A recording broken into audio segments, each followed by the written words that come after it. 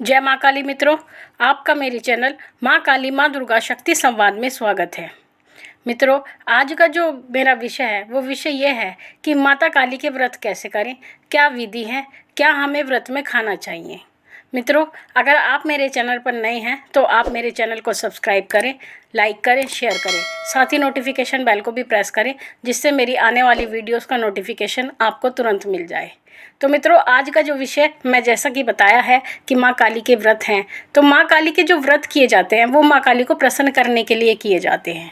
और माँ काली के व्रत बहुत अधिक उत्तम होते हैं, महत्वपूर्ण होते हैं। जो बच्चे ये चाहते हैं कि हमारे शरीर पर सवारी आए तो उन्हें भी माता काली के व्रत करने चाहिए, क्योंकि माता काली अपने व्रत से बहुत प्रसन्न होती हैं और आपको असीम आशीर्वाद वो प्रदान करती हैं अपने व्रत के द्वारा। तो उसकी क्या विधि है, कैसे इन्हें करने चाहिए और किस प्रकार का हमें भोजन करना चाहिए इस व्रत में, वो सब मैं आपको इस वीडियो में बताऊंगी। इसलिए आप वीडियो को ध्यान से सुने, वीडियो को पूरा सुने, तभी आपको पूरी बात समझ में आएगी। देखिए मित्रों, माँ काली के जो व्रत किए जाते हैं वो शनिवार को किए जाते हैं। जो माँ का दिन होता है वो शनिवार का दिन होता है। सप्तमी का दिन भी माँ का होता है, लेकिन जो व्रत किए जाते हैं वो शनिवार के दिन किए जाते हैं। तो आपको क्या करना है, व्रत दो प्रकार से किए जाते हैं। एक तो 9 की संख्या में किए जाते हैं, यानी आप 9 शनिवार के व्रत करें और साथ ही उद्यापन कर दें 9वें शनिवार को। या फिर आप अगर जीवन भर करना चाहते हैं तो आप जीवन भर के लिए भी व्रत पकड़ सकते हैं, लेकिन आपको बीच में एक उद्यापन जरूर करना पड़ता है।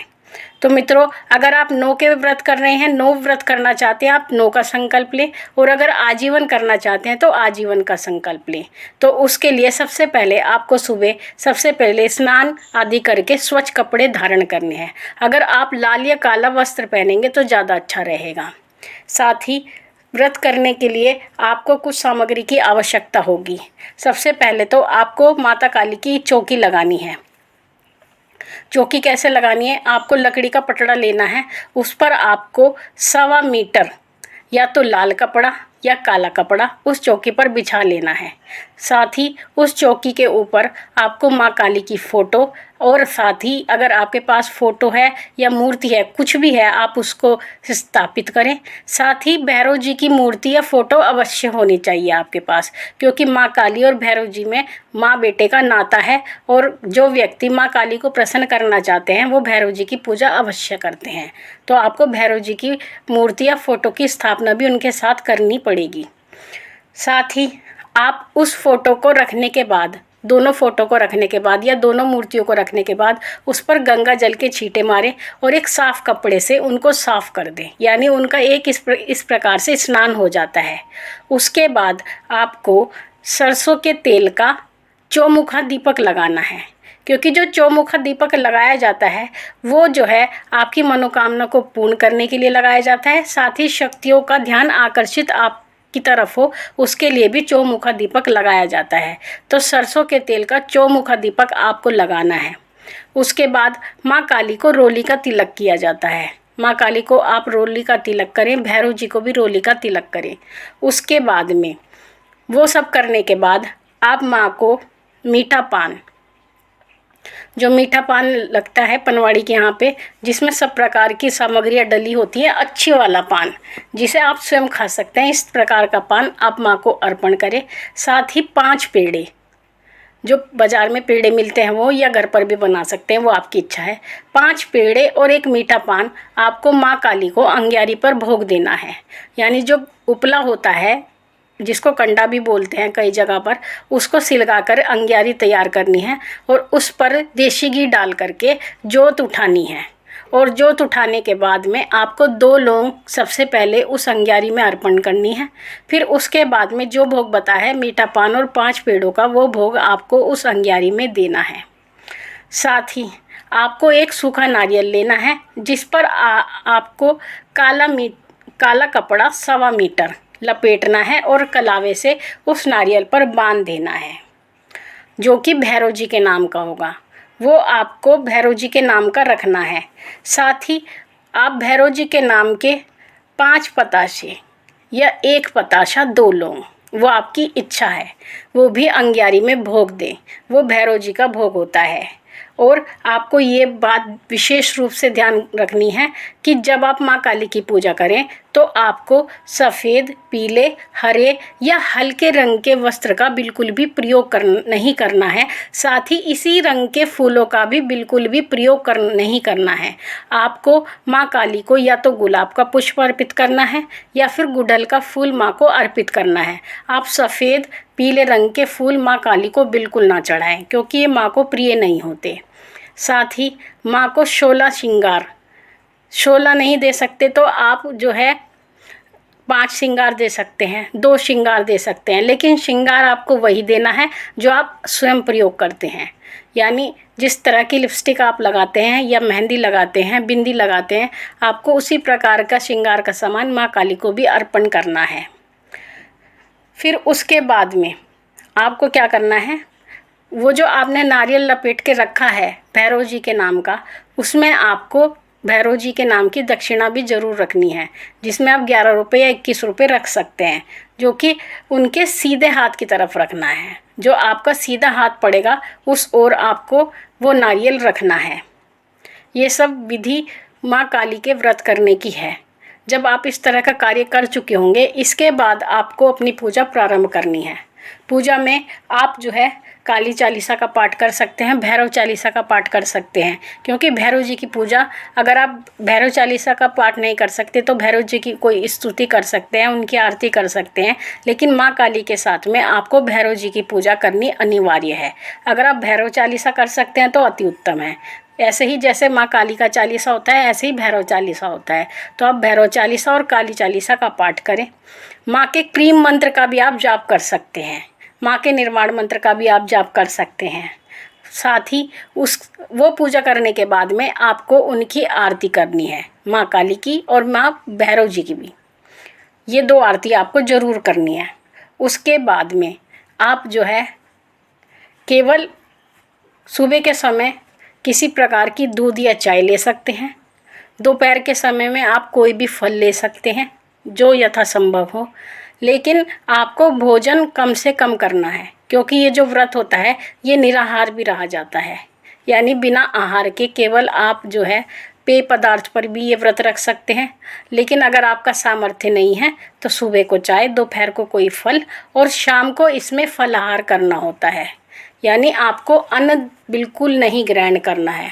इसमें आप सामक का आटा, सामक के चावल, कुट्टू का आटा, सिंगाड़े का आटा, साबूदाने का प्रयोग कर सकते हैं, लेकिन अन्न से संबंधित किसी भी वस्तु का आप बिल्कुल भी प्रयोग ना करें। शाम को सूर्य ढलने के बाद में आपको जो है माँ काली का ज्योत, जैसे आपने सुबह प्रज्वलित की थी उसी प्रकार से प्रज्वलित करनी है। 6-7 बजे के बाद जब अंधेरा सा गिरने लगता है उस समय पर आपको ज्योत जलानी है, और उसके बाद में माँ काली की आरती करनी है। और जो भोजन आप ग्रहण करेंगे उसको सबसे पहले थोड़ा बहुत माँ काली को भोग लगाना है और उसके बाद ही आपको स्वयं ग्रहण करना है। तो इस प्रकार से आपको जो है अपने 9 व्रत पूर्ण करने हैं। और जब 9वां शनिवार आपका आएगा, उस 9वें शनिवार को आपको उद्यापन करना होता है, जिसमें आपको 9 कन्याओं को भोजन कराना होता है, हलवा पूरी और चने का। और साथ ही यथासंभव जो आपकी दक्षिणा बनती है, जितनी आपकी सामर्थ्य है वो आप दक्षिणा दे सकते हैं, या और कोई भी वस्तु अगर आप देना चाहें तो वो आप कन्याओं को दे सकते हैं। तो इस प्रकार से आपके 9 व्रत पूर्ण होते हैं। साथ ही अगर आप व्रत मनोकामना को लेकर रखते हैं तो मनोकामना के जो व्रत किए जाते हैं वो सदैव गिनती में किए जाते हैं। तो आप अगर 9 व्रत करना चाहते हैं तो अपनी कामना ज़रूर रखें, तो माँ काली आपकी कामना भी ज़रूर पूरी करेंगी। तो ये विधि माँ काली के व्रत की है। इस प्रकार से आप माँ काली को प्रसन्न कर सकते हैं और अपनी इच्छा को माँ भगवती से पूर्ण करा सकते हैं। तो मित्रों, आशा करती हूँ आपको ये विधि पसंद आई होगी और आप इसी प्रकार से माँ काली को प्रसन्न करेंगे उनके व्रत के द्वारा। जैसा कि मैंने कहा था मैं अपने सब्सक्राइबर का प्रश्न लूँगी, तो वही प्रश्न अब मैं ले रही हूँ। ये प्रश्न ये है शीतल सोनी जी का। इन्होंने कहा है, अगर शरीर पर 2 सवारी आती हैं तो किसकी पूजा करें, बालाजी की या माता रानी की? देखिए, अगर आपके शरीर पर 2 सवारी आती हैं, यानी 2 देवताओं की सवारी आती है, तो आपको पूजा तो दोनों की ही करनी होगी। लेकिन बात इस बात पर निर्भर करती है कि उसमें से आपके इष्ट देव कौन है और आपके सहायक देवता कौन है। यानी कि दो देवता होते हैं, एक तो इष्ट जरूर होते हैं, हर व्यक्ति को अपने इष्ट जरूर बनाने चाहिए। तो अगर आपको सबसे पहले अपने इष्ट देव की पूजा करनी होगी, साथ ही आपको सहायक देवता की भी पूजा करनी होगी, अर्थात पूजा तो आपको दोनों देवता की ही करनी पड़ेगी। तो आशा करती हूँ आपको ये अपनी बात का आंसर मिल गया होगा। दूसरा प्रश्न है राजकुमारी नीतम जी का।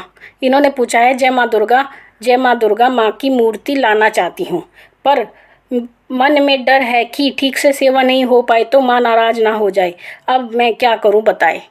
देखिए राजकुमारी जी, अगर आप माँ की मूर्ति लानी चाहती हैं या फ़ोटो लाना चाहती हैं, देखिए किसी भी चीज़ को या किसी मूर्ति को लाना बहुत आसान होता है। बहुत व्यक्ति जो है, मैंने पहले भी अपनी वीडियोस में कहा है, बहुत खुश होकर के माँ की मूर्ति लाते हैं, भगवान की फ़ोटो लाते हैं और एक शो पीस की तरह ला करके अपने घर में सजा देते हैं, और उसके बाद में वो उसे मुड़कर नहीं देखते, पलट कर नहीं देखते कि वो मूर्ति या फ़ोटो किस परिस्थिति में है।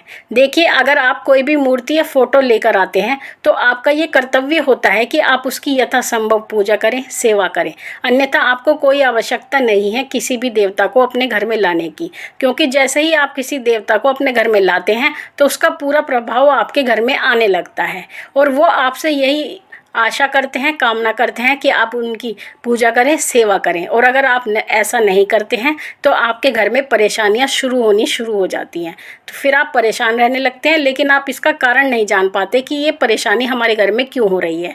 तो अगर आप माँ की फ़ोटो या मूर्ति लाना चाहती हैं तो यही प्रण करके लाएं कि आप माँ की सेवा करेंगी, और जो सेवा का आप वचन एक बार माँ से ले लेंगी, आपको वही सेवा आपको उनको जीवन भर देनी है, जब तक आपके अंदर प्राण है। उसके बाद तो मनुष्य कुछ नहीं कर सकता। हाँ, जब तक स्वयं में प्राण है, अपना सामर्थ्य है, आपको वो पूजा सेवा माँ भगवती को देनी पड़ेगी, तभी जा कर के इसी प्रण के साथ आप मूर्ति लेकर आएँ, अन्यथा फिर माँ का नाराज़ होना सामान्य बात है। तो मित्रों, आशा करती हूँ आपको अपने प्रश्नों के उत्तर भी मिल गए होंगे और साथ ही आपको व्रत की विधि भी पता लग गई होगी। तो मैं आपको इसी प्रकार जानकारी देती रहूँगी। मैं तब तक के लिए फिर आपसे मिलूँगी एक नई जानकारी के साथ। माँ से यही प्रार्थना करती हूँ कि वो आपके भंडारे भरती रहे, आपकी सभी मनोकामनाओं को वो पूर्ण करती रहे। फिर मिलूँगी, तब तक के लिए जय महाकाली, जय महाकाल।